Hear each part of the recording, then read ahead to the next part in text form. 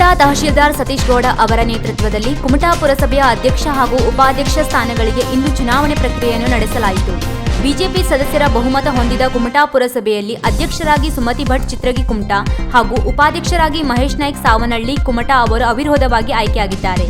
ಭಾರತೀಯ ಜನತಾ ಪಕ್ಷದ ವತಿಯಿಂದ ಕುಮಟಾ ಮಾರುಕಟ್ಟೆಯಲ್ಲಿ ಪಟಾಕಿ ಸಿಡಿಸಿ ಸಿಹಿ ಹಂಚುವ ಮೂಲಕ ಸಂಭ್ರಮಿಸಲಾಯಿತು.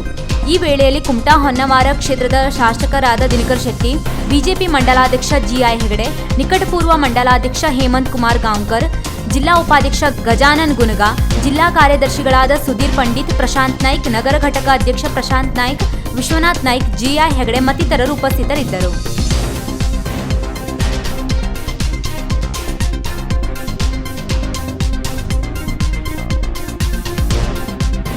ವೀಕ್ಷಕ ಮಹಾಪ್ರಭುಗಳೇ, ನಮ್ಮ ಚಾನಲ್ ಅನ್ನು ಸಬ್ಸ್ಕ್ರೈಬ್ ಮಾಡಿ, ಶೇರ್ ಮಾಡಿ, ಪ್ರೋತ್ಸಾಹಿಸಿ.